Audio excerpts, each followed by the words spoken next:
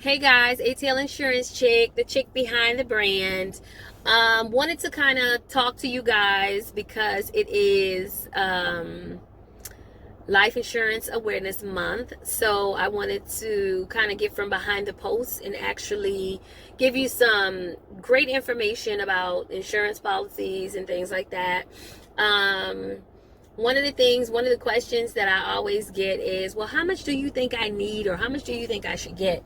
And I always tell people, if you are a man and you have a family, you need $1 million in life insurance. Because think about it. Let's just think about it. You're like, $1 million? First of all, $1 million ain't that much money these days. If you think $1 million is a lot of money, I don't know what planet you're living on, but if you're living on planet Earth in Atlanta, Georgia, then okay, whatever. But you're going to need like $1 million. And I say that because, first of all, it's this thing called inflation. And what inflation does is, I don't know if you remember this, but when I first got my driver's license and I used to have to put gas in my mom's car, we was paying 90 cents a gallon. How many of y'all remember that? 90 cents a gallon. I don't care if it was 87, 89, or 93. You weren't paying no more than $1 for some gas a gallon. Gas is now, I just filled my car up, $2.83, and that's only because I went to BJ's, because I'm very, very frugal.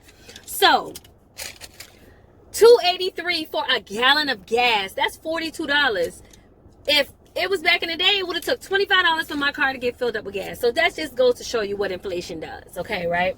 So if you live if you are 35 right now and you live for the next 20 years, how much do you think gas gonna be? Wait a minute, let's go to the stamp thing.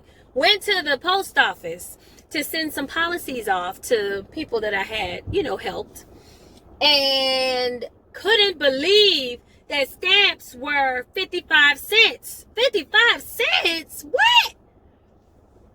Inflation.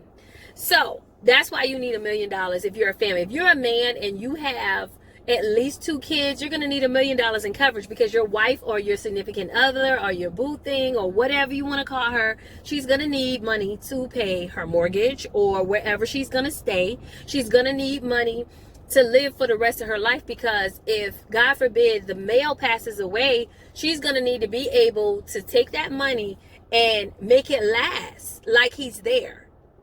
Okay, so outside of Social Security, she'll probably get that as well, but that should just be supplemental. That should not be the only thing that you leave your wife or your significant other, because once that income is gone, how is that person going to survive? They instantly become a widower. They instantly become a single mom, especially if they have kids.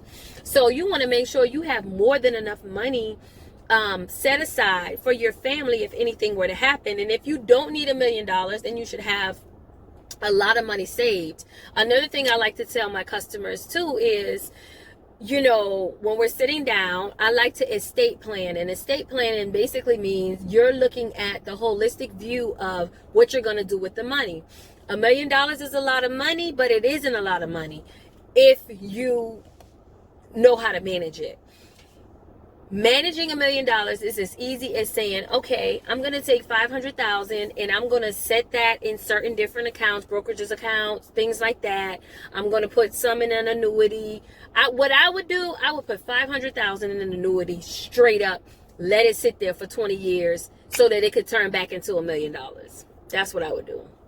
And then I would take the other $500,000 and I would actually kind of live off of that money and invest it and things like that or whatever. But when we sit down, we can actually go over what would be best for you in your situation. Most people, when they get that kind of money, they put it up. They act like it doesn't exist. They do kind of live off of the Social Security, but they also have something in place that says, okay, this money is going here, this is going there. If you have little small children and you want to make sure that your children gets the money and the wife doesn't spend it all up on what they want to spend it up on, you can kind of put that in your will, or you can kind of put that in your estate planning as well, put it in a trust. So there are just many different options that you should do. But that is definitely one of the questions that I get. And I always tell them to get more than enough, more than you would need because of inflation.